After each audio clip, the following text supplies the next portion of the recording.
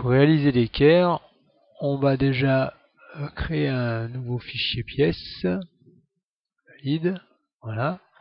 Ensuite, je vous propose de travailler sur le plan de face. On n'oublie pas qu'avec SolidWorks, il faut toujours indiquer le plan sur lequel on veut travailler.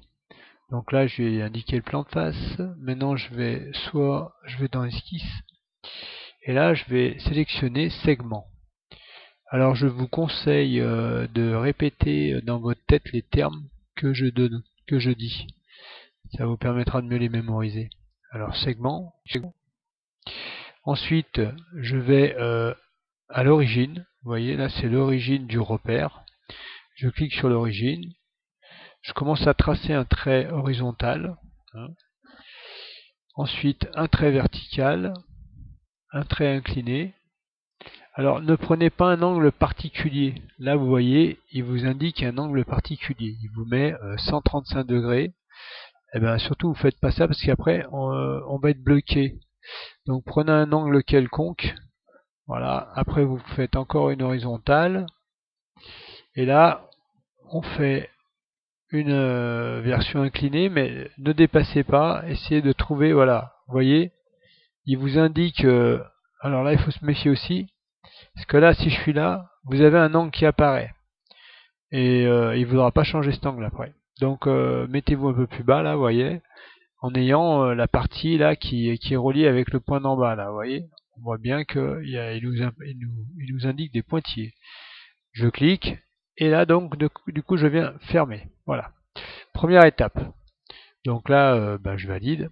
On a donc toute cette forme là. Maintenant, on va passer à la cotation.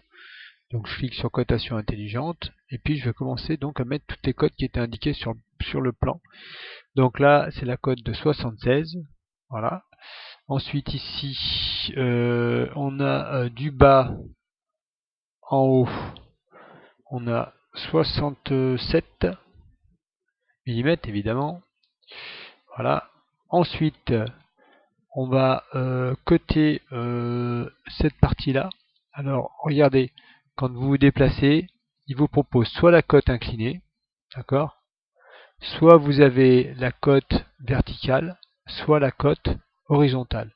Il suffit simplement de bouger un peu la souris et on voit les trois cotes possibles apparaître.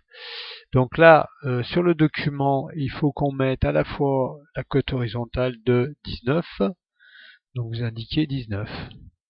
Ensuite, ici, on a 38, donc là je vais mettre 38, voilà. Et ensuite, on a une cote de 35 de là à là, cote de hauteur, donc je clique là, et là, je la ramène là, voilà. Vous voyez, je déplace un peu ma souris, toc, voilà, là je vais pouvoir mettre la bonne cote de 35, voilà. Il faut que je fasse pareil de l'autre côté, donc là je vais mettre 35 aussi. Voilà. Et voilà, j'ai donc terminé. Donc voilà, je valide. En théorie, vous n'avez pas besoin de mettre plus de code que ça.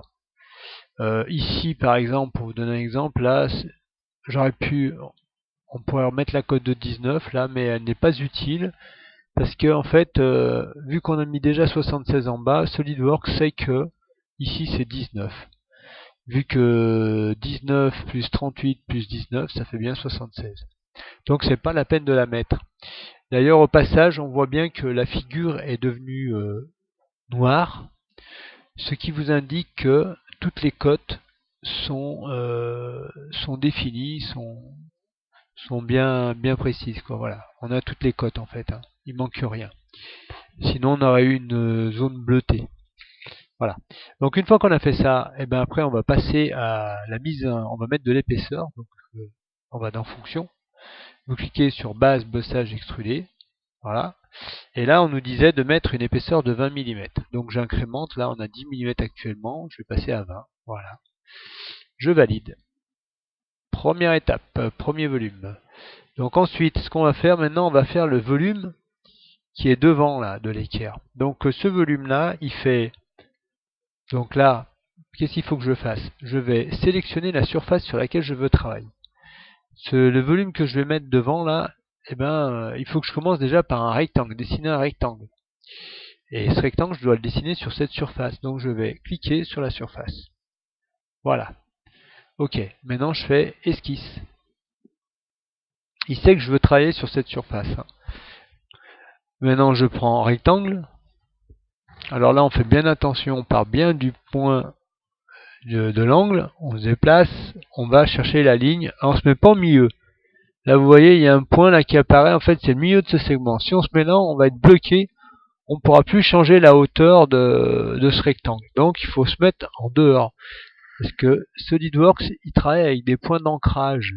Donc ici, ça c'est ce que je vais appeler un point d'ancrage. Une fois que vous êtes ancré, vous ne pouvez plus bouger. Donc on va se mettre plus bas. Voilà. On peut zoomer aussi. Pensez bien à zoomer. Je zoome, voilà, je me mets là en contact et c'est bon. Donc là, j'ai bien mon rectangle qui est réalisé. Maintenant, je vais le coter évidemment. Et sur le plan, on a ici 15. Donc je vais mettre 15. Voilà. Voilà, le rectangle est bon. Maintenant, il suffit que je fasse comme tout à l'heure, fonction, base, bossage, extrusion. Et là, il faut que j'extrude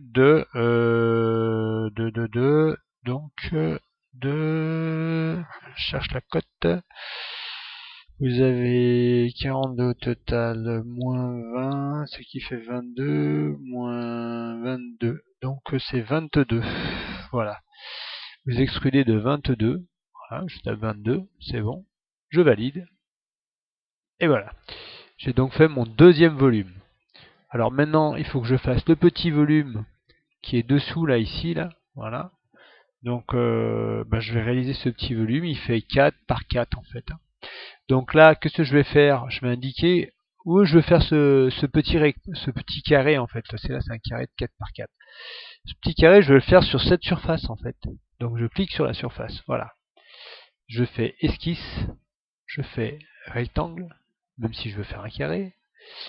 Je clique là, je me déplace, je descends, vous voyez, je reclique, je vais zoomer pour que vous voyez bien. Voilà, j'ai fait un rectangle qui est bien en contact.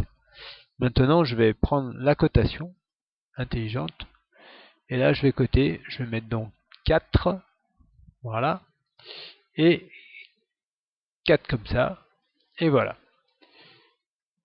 Je valide, je mets fonction, base bossage extrudé. Alors là, vous voyez, il m'a mis dans ce sens, j'ai juste inversé le sens là, hop, ça bascule de l'autre côté. Ensuite, je pourrais rentrer là la valeur de 76 parce que de là au bout, il y a 76 mm. Hein. Donc, mais j'ai aussi la possibilité de dire jusqu'à la prochaine surface. En théorie, si je mets ça, il va s'arrêter là. Donc là, je mets jusqu'à la prochaine surface. Eh ben non, ça n'a pas marché. Donc, on va lui mettre la cote. Ce sera peut-être plus simple. Donc, on va mettre 76 mm. Voilà. Donc, voilà la pièce qui est terminée. On a fait déjà toute la partie qui concerne les volumes. Hein. Voilà, vous voyez. Maintenant, il nous suffit de faire les trous. On a un trou alors ici, dans cette zone. Donc pareil, il faut indiquer à SolidWorks sur quelle surface on veut travailler. On veut travailler sur cette surface-là, je clique dessus. Ensuite, je fais esquisse, le cercle. Donc là, je vais tracer un cercle approximatif au départ. Et après, je vais le coter. Donc je clique sur le cercle. Et là, je vais mettre, il fait 20 le cercle. Je mets 20. Voilà. Ensuite, je vais le positionner, c'est-à-dire je vais lui dire de là, vous avez vu, j'ai cliqué sur le cercle à ici. Voilà, je reclique. Là, je veux une cote de... je veux une cote de combien? Alors en fait, la cote, elle partait du bas, ça faisait 28. Donc ça veut dire que je vais reprendre ailleurs la cote. Donc je vais l'enlever, celle-ci. Je fais supprime. Et je vais cliquer sur le cercle. Et c'est jusqu'ici la cote qui est indiquée sur le plan. Cette cote-là, elle fait 28. Voilà. Donc je marque 28. Voilà. Et ensuite, je reclique sur le cercle et je le positionne par rapport au côté. Et là, je vais mettre la cote de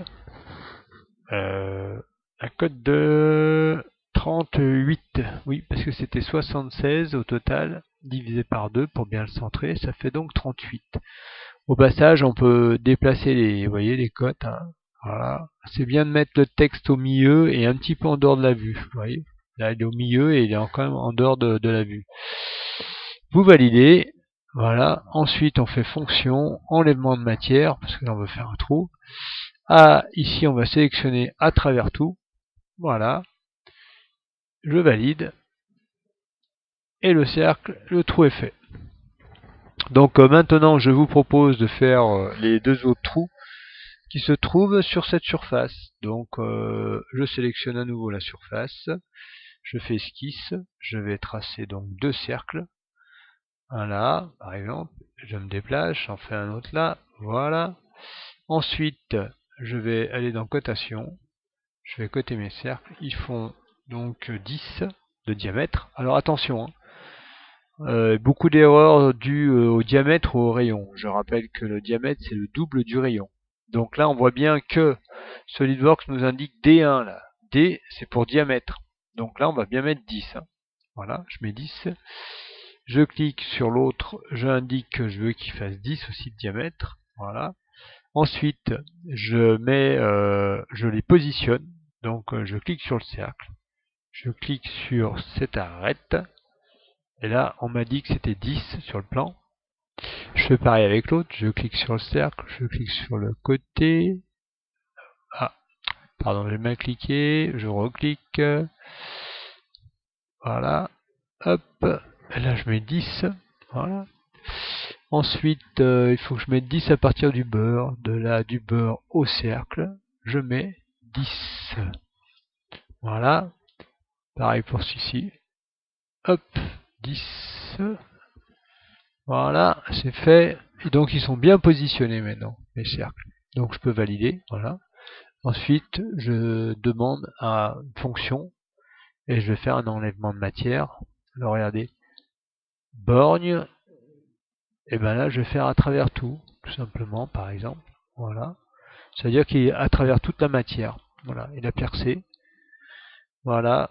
Et vous voyez que voilà, on a la pièce qui est terminée. Voilà. À vous de jouer. Et rappelez-vous, essayez de répéter les termes.